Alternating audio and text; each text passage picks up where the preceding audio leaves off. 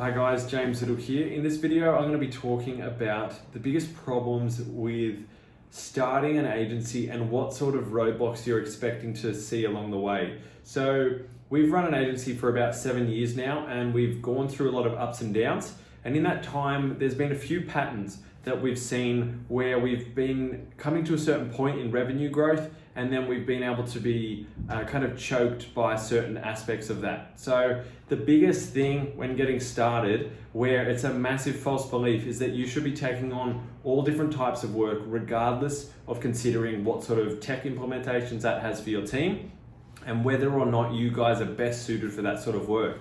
So let's say, for example, you've got 3 different projects that you've got in front of you. One is a WordPress upgrade, one is a Shopify email integration with, say, Klaviyo, and then one is a website built on Gatsby. So that's 3 totally separate websites, 3 totally separate technologies as well.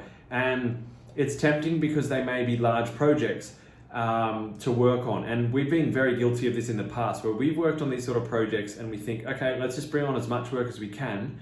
And it's great at the start because you think you're taking on lots of work and you'll be able to pump it all out.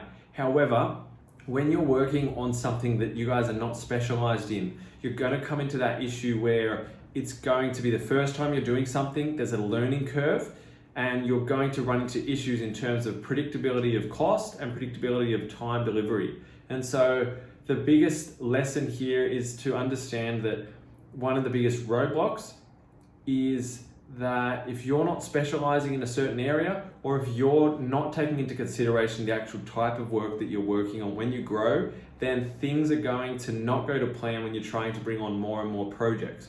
Because let's just say 1 week those 3 projects came across your table, and then the next week there was another 3 of totally different types of projects. Let's say it was a WooCommerce project for one, and then potentially a Magento, and then another email marketing automation, say on MailChimp this time. Now again, those are 3 different platforms, and the idea here is that you want to really understand that by specializing, you may feel that you're cutting yourself off from certain types of work, but by doing so, you're actually choosing to be that person in the industry or that agency in the industry that's able to deliver and specialize in that field.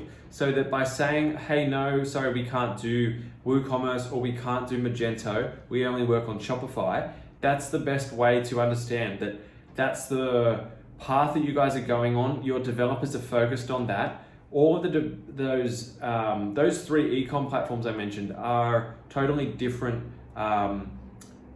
back ends for really working on building things out. For instance, Shopify obviously has its own app ecosystem, and you can get involved with liquid coding or building up your own application itself, so using back-end code. And then WooCom is based on WordPress, and then Magento itself has its own language which you work on as well. And so by having, unless you're keen to just focus on e-commerce, for example, you need to really, in that case, even have 3 different types of developers on hand, where it's going to really be a trouble where you're trying to build out a team in 3 different areas at the same time. So what we do, we choose specific technologies we work on. We recommend those for our solutions because that's what we're experienced in. And we also look for those jobs that are based around those technologies. And what that allows us to do is to be much more comfortable with what we're agreeing to deliver. And it doesn't mean that we're necessarily going to take on work that we're not capable of doing initially.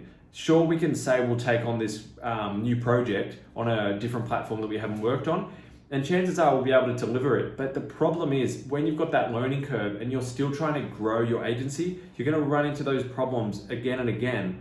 And those were just like the ones that came off the top of my head, those platforms. There's countless examples out there where if you're putting your hand up every time there's a new project that you could potentially work on and you're not really in the position to agree that that's your specialty, you're going to keep causing those bottlenecks in your business and you're not going to be able to grow as quickly. So that's the biggest takeaway from this video, is to specialize in a certain platform and choose just a small handful. It's fine to grow and continue to choose different platforms that you're going to specialize in, but if you're just going with the current and going with the trends that you're seeing and putting your hand up for every new project on every different platform, then it looks good at the time, but at the end of the day, when more time's passed, you'll not be growing as quickly as if you decided to narrow down your offering and start to over time build out the different tech stacks that you work with.